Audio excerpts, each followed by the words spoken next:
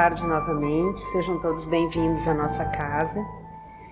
Vamos iniciar o nosso estudo desta tarde e, como sempre, para iniciá-lo, nós vamos fazer uma prece. Então, nos unindo num só pensamento, nos acerenando com as boas vibrações deste ambiente, nos desligando por alguns instantes das nossas ocupações e preocupações, buscamos a sintonia com a espiritualidade desta casa de amor. Começaremos agradecendo por todas as energias que recebemos desde o momento que entramos aqui. Também entrar nesta casa possibilita a assistência amorosa dos benfeitores que para cá também nos conduziram. Pai, sabes do que necessitamos. Então, na medida em que merecermos, ampara-nos e auxilia-nos nessa jornada em que nos encontramos, lutando a cada dia pela bênção da vida, com saúde e equilíbrio, e que consigamos nos manter firmes no nosso propósito de elevação espiritual. Jesus, Mestre amado, ensinaste o amor ao Pai acima de todas as coisas e também ao próximo, a quem devemos amar como a nós mesmos, respeitando nossos irmãos, equilibrando os nossos pensamentos e sentimentos, e seguirmos as leis do Pai, para que cresçamos também moralmente, espiritualmente, reinando entre nós a paz e a fraternidade. Reunidos aqui, agradecemos por esta possibilidade de estudo do Evangelho, através da exposição que será conduzida pelo nosso amigo César Zanin, para o qual pedimos também a assistência desses amigos espirituais e que, de nossa parte, possamos nos manter de mentes e corações abertos, refletindo intimamente sobre o tema que nos será trazido hoje. Que assim seja. Boa tarde a todos, sejam muito bem-vindos. O tema, como todos os evangelhos, sempre é muito importante e muito interessante, né? Nessa passagem, de Há Muitas Moradas da Casa do Meu Pai, no capítulo 3, nós vamos trabalhar então as diferentes situações da alma na erraticidade, né? E conversar também sobre essa realidade que a gente vivencia no próprio plano como encarnados, né? É um tema importante para a gente se dar conta de que nós já somos seres na criação divina, já estamos imersos na criação de Deus. Onde nós estivermos, já estamos dando execução ao nosso próprio plano de vida, já estamos trabalhando na nossa evolução, na nossa melhoria. Não é um mundo à parte, onde nós viemos para cá e aí estamos deslocados ou desconectados da vida espiritual. Estamos na vida espiritual fazendo esse nosso progresso.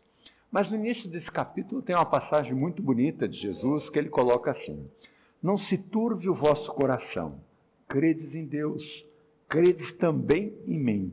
Olha como é bonito, sabendo que os corações se turvavam, se angustiavam, se perturbavam durante a caminhada, e mesmo junto aos apóstolos, né? Credes em Deus, credes em mim. Na casa de meu Pai há muitas moradas. Se não fosse assim, eu vos teria dito. Ele começa a explicar exatamente essa delicadeza da realidade do plano espiritual para os apóstolos e para um período que as pessoas não entendiam ainda essa transposição para a vida espiritual. E é bonito de a gente ver a organização do Evangelho segundo o Espiritismo. O primeiro capítulo, nós já comentamos em outras ocasiões, é Eu não vim destruir a lei, mostrando que Jesus também veio cumprir e veio mostrar como era possível fazer o progresso, o crescimento, a nossa evolução e qual era o caminho, né? Qual era a verdade, a vida, como nesse capítulo está situado, né? No segundo capítulo, ele alerta: o meu reino não é deste mundo. Presta atenção, vocês não vieram aqui para ficar permanentemente aqui. É claro que nós estamos num mundo fazendo aprendizados e crescimentos, e a experiência é o maior tesouro. São todas as situações que a gente possa viver aqui, ganhar aprendizado, habilidades, conhecimento, para que a gente consiga continuar evoluindo na própria existência. Mais à frente, Jesus ainda coloca: vou preparar-vos o lugar. E quando eu for e vos preparar o lugar, voltarei outra vez e vos levarei para mim mesmo, para que onde eu estiver, estejai também vós. Mesmo vós sabeis para onde eu vou e conheceis o caminho. A tranquilidade, a certeza, assegurando que ele estaria junto com seus apóstolos e com todos os seus discípulos, todo o seu rebanho, todas as suas ovelhas nesse período. E mostrando que nós mesmos já conhecíamos o caminho, já passamos por inúmeras situações, e é claro que vem nos socorrer aqui Tomé, daquele que diz: se eu não colocar o dedo nas feridas, não vou acreditar. E ele faz as perguntas que muitas vezes nós gostaríamos de fazer. E ele pergunta: Senhor, nós não sabemos para onde vais. Como podemos saber o caminho? Olha como é a pergunta de nós, de humanos mesmo. Não sei para onde é que eu vou. Como é que eu vou saber o caminho? E Jesus não o repreende, porque ele já estava com os apóstolos há quanto tempo, já ensinando dessas realidades. E ele diz: eu sou o caminho, a verdade e a vida. Ninguém vem ao Pai senão por mim. Nos mostrando que, na verdade, não importa o destino que nós estamos chegando, mas se nós estejamos com os ensinamentos de Jesus, nós estamos no caminho correto, nós vamos chegar nessa morada e vamos chegar durante a caminhada em companhia de próprio Jesus e dos benfeitores amigos, né? É importante a gente não colocar isso para um tempo posterior, um tempo que vai acontecer depois. É agora, já estamos imersos na própria criação divina. E o que nós temos que mais trabalhar são as nossas imperfeições. Como Jesus nos dizia: sedes perfeitos como é vosso Pai. No sentido de que não é um resgate, não é uma punição, não é uma prisão que nós estamos aprendendo, nós estamos evoluindo, já estamos a caminho desse caminho de descoberta de si mesmo, de descoberta da vida, aprendendo com as possibilidades que a vida nos traz a cada existência e a cada momento da nossa vida.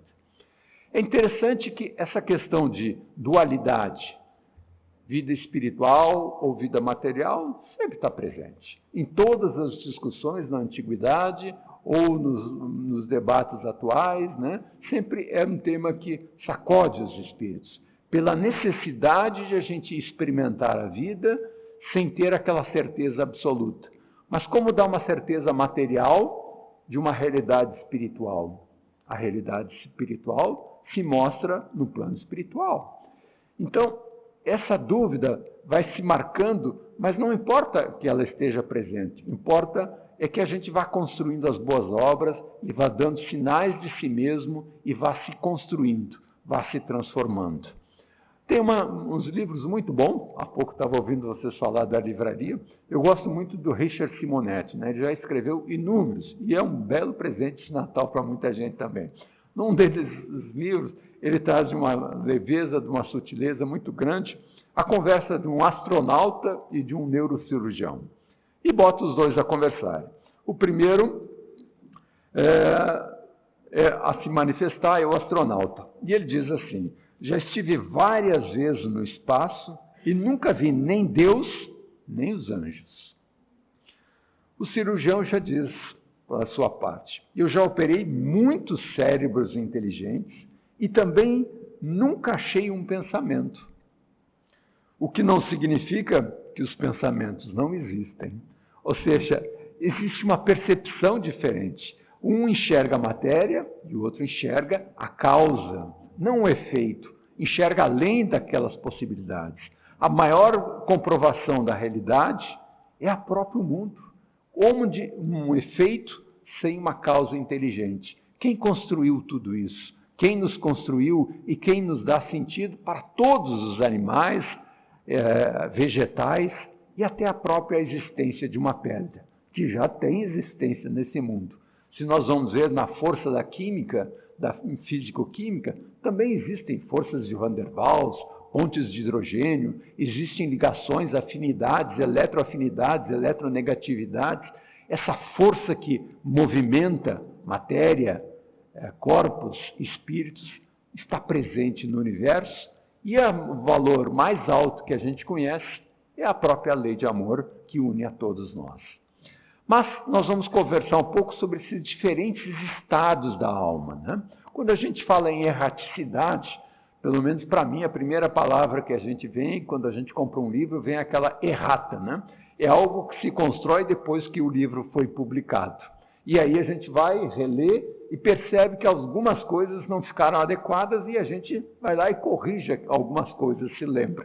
No nosso sentido, também é o mesmo. Na erraticidade, depois de construída a nossa obra, eu também vou me dedicar a debruçar sobre ela, ver as relações, os aprendizados, os crescimentos, e vou me propor a fazer algumas transformações na próxima existência ou já no plano espiritual. Vou corrigir os caminhos que eu estava percorrendo nessa própria existência.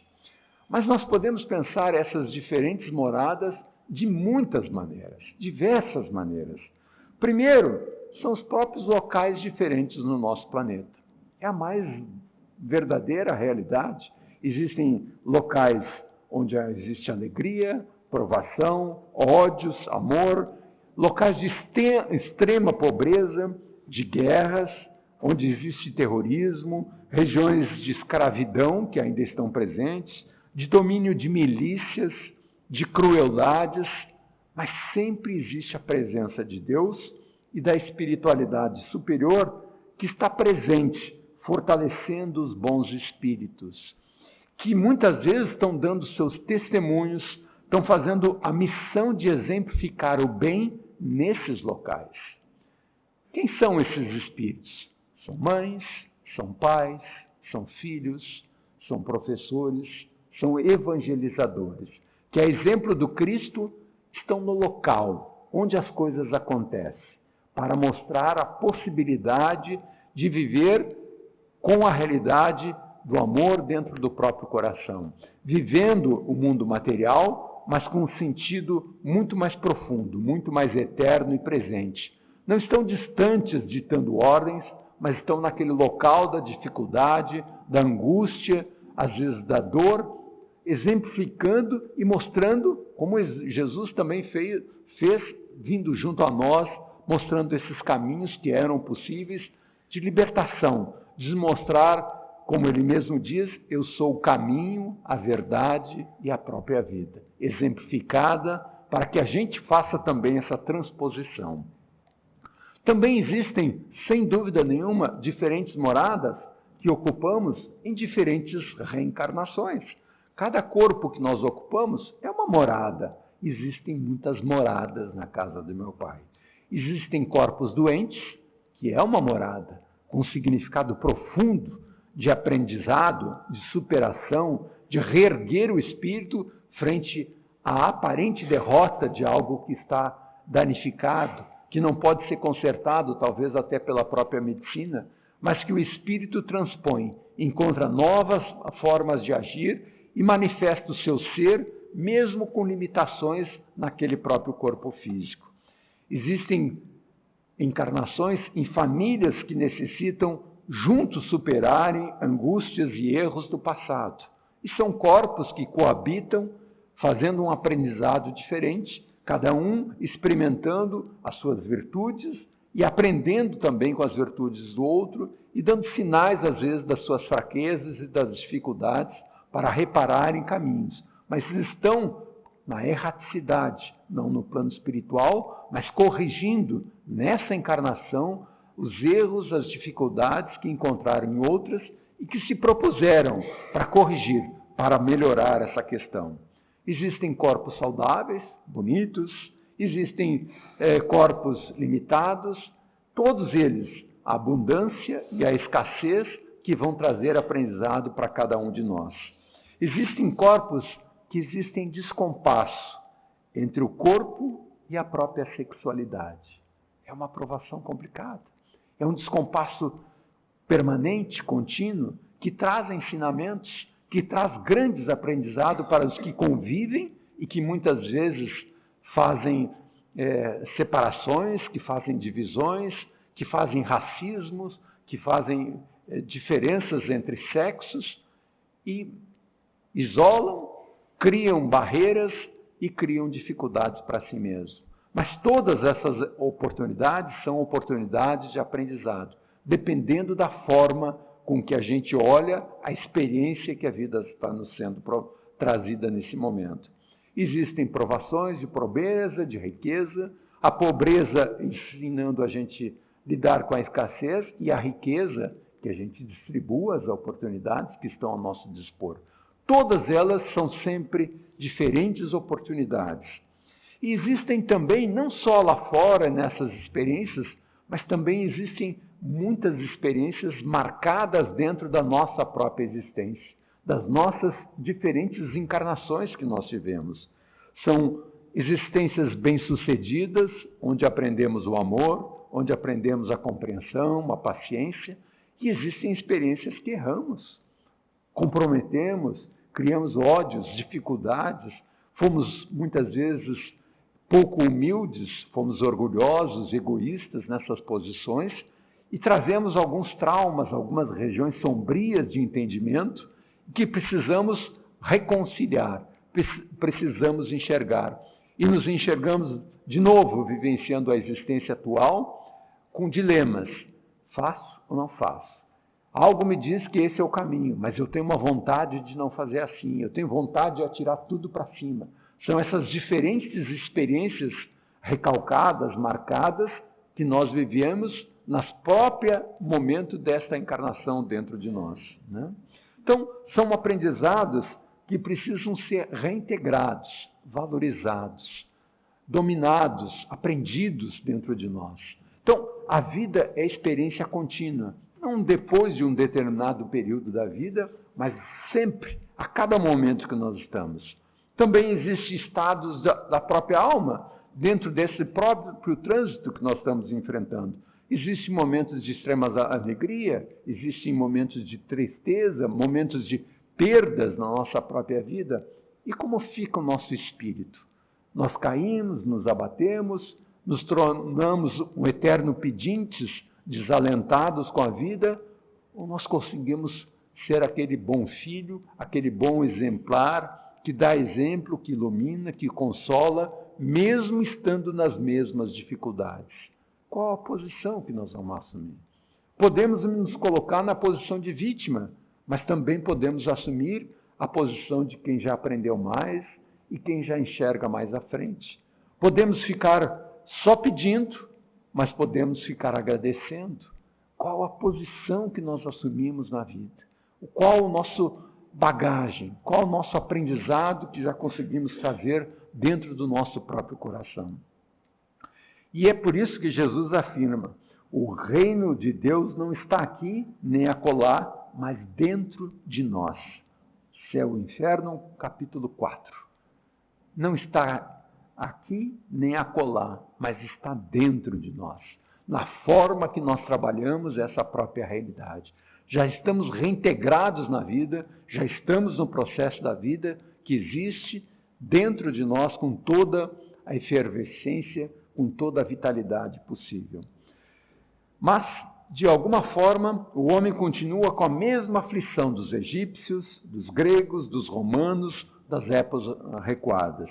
Milênia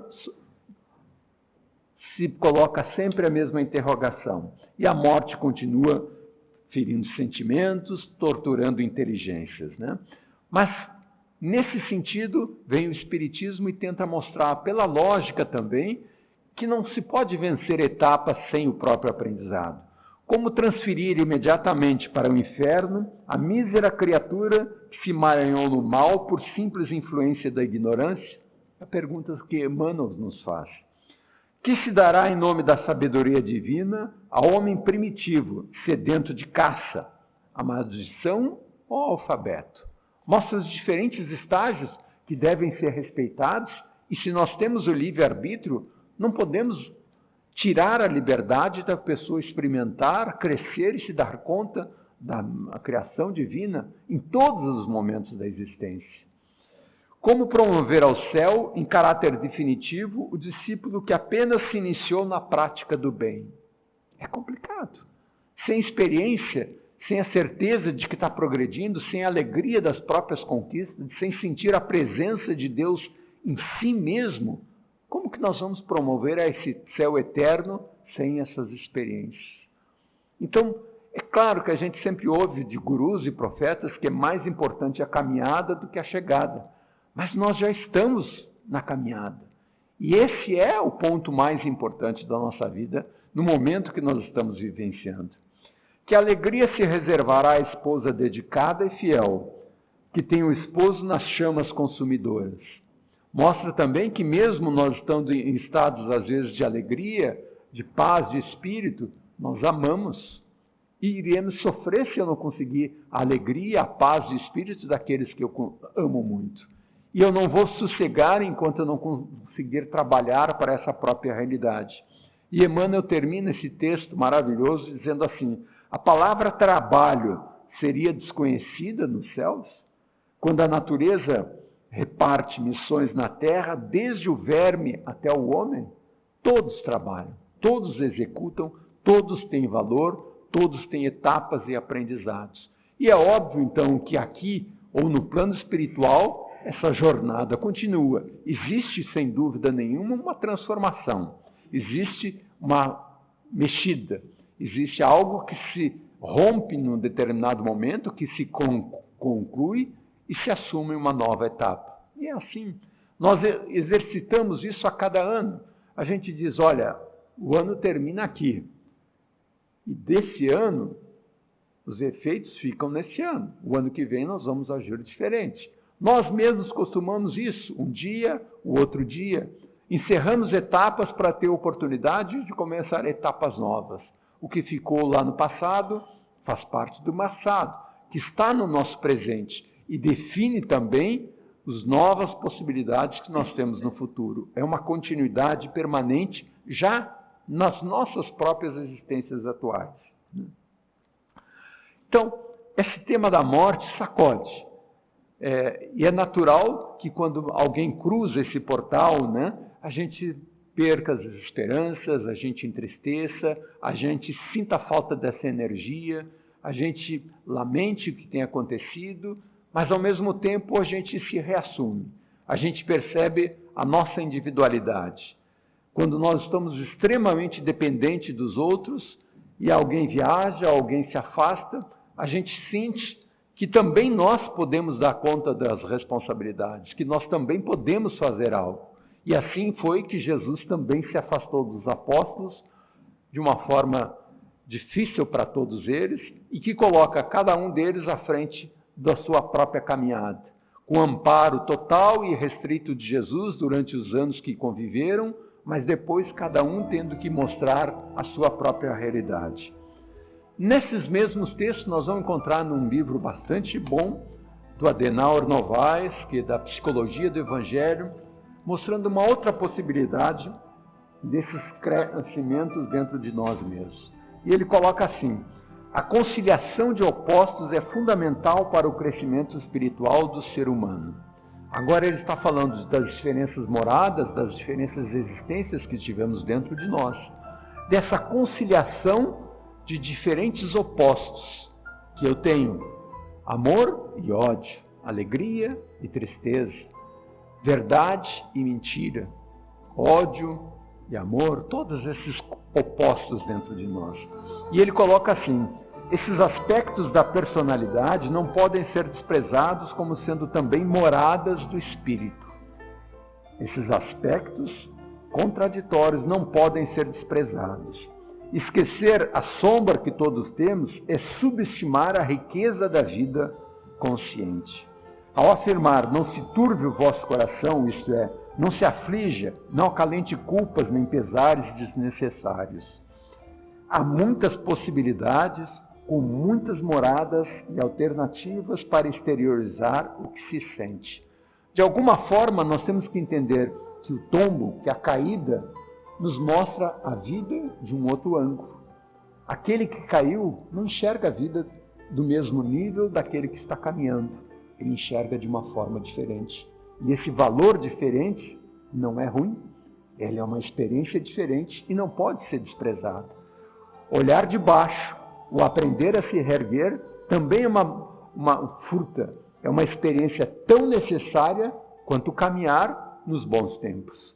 E essa necessidade de a gente conciliar os contraditórios é valorizar toda e qualquer experiência que nós temos. E nós não vamos ser plenos da própria existência se nós não conseguirmos reconhecer os nossos erros, as nossas limitações, as nossas piores sombras, olharmos para elas, entendermos que eu não quero permanecer assim, mas como eu transformo a dor, a angústia, a dificuldade, o meu problema em virtude.